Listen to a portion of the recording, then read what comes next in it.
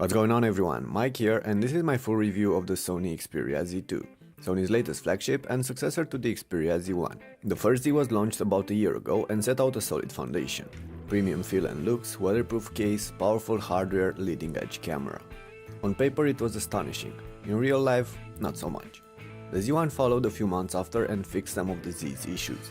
And now Sony have released the Z2, a more refined version of the same recipe.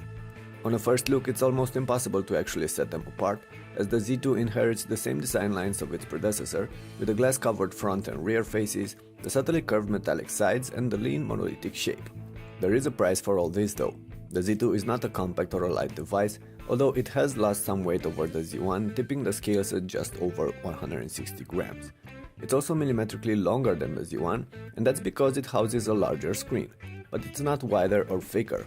In fact, Sony worked on reducing the bezels in order to keep this device as compact as possible.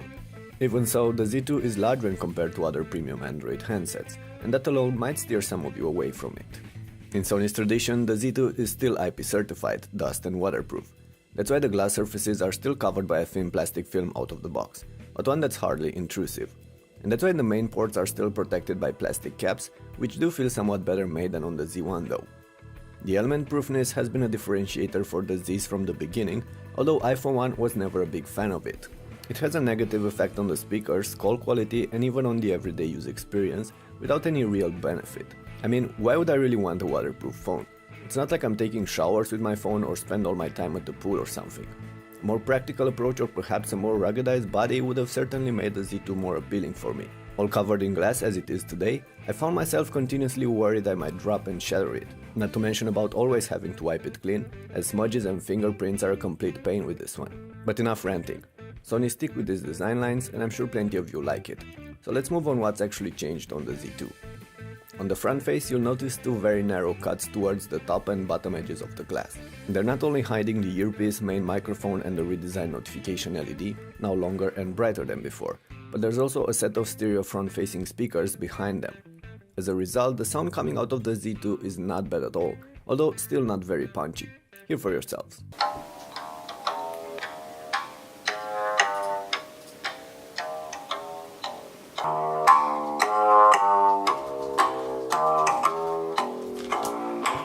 On the back, the main shooter and the flash are the only elements piercing the glass.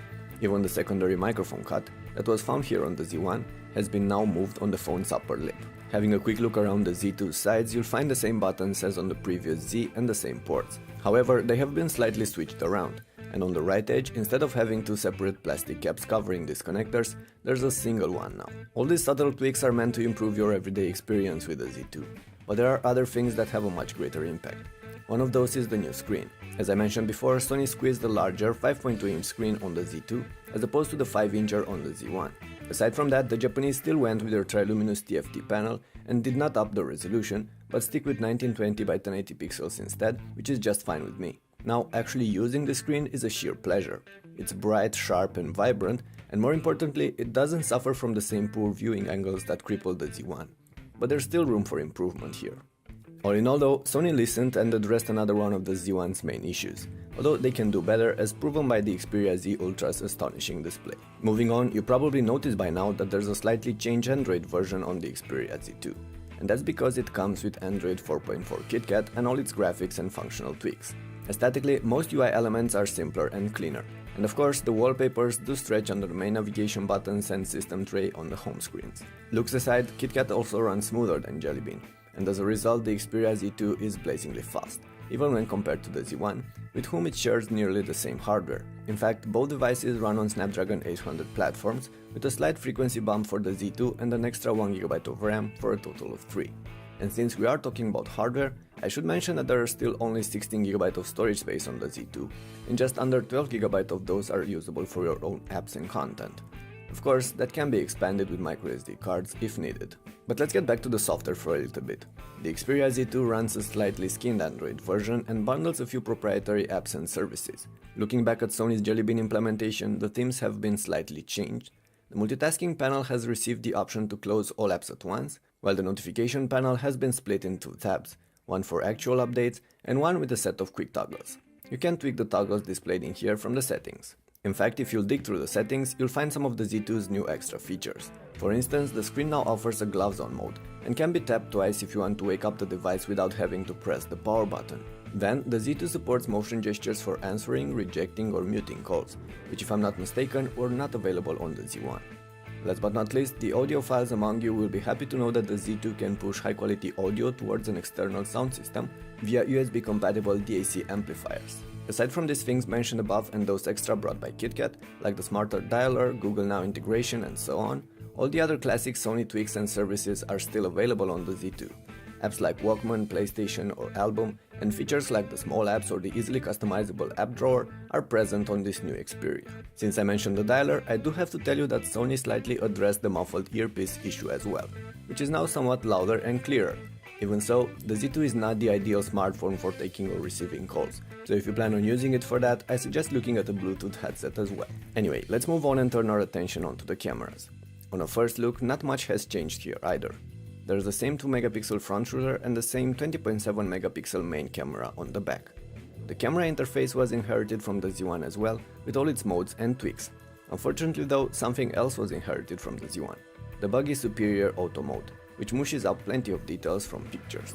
On top of that, the camera really struggles to focus in dim light, or will flash on or off. Switching to the manual mode solves some of the problems, but requires tweaking each time you want to take a pic.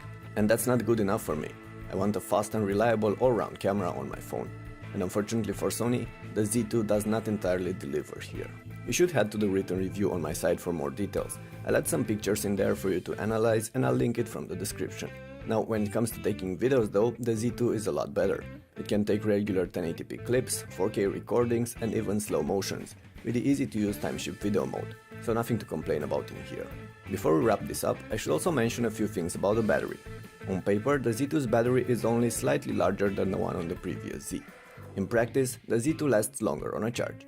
I haven't conducted thorough battery tests, but the Z2 was able to go through the day with some serious use and over 4 hours of active screen time, with cellular data on all of the time and a few email and social media accounts constantly updating in the back.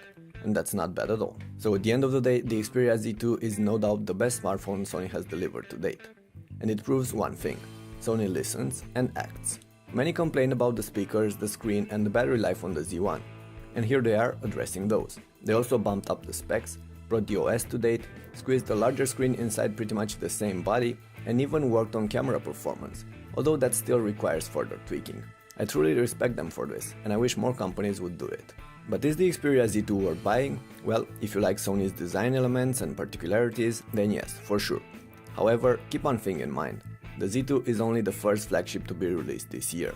The Samsung Galaxy S5, the new HTC One or the LG G3 are around the corner, and I for one would like to know how all these fare against each other before putting my money on any of them. Of course, I will cover all these devices here on the channel, so if you enjoyed this video and want to see more videos like it, make sure to subscribe if you're not subscribed already. Anyway, that's about it for now. Thanks for watching and I'll catch you in the next clip. But in the meantime, the comment section is open, so let me know what do you think about this Xperia Z2 down below.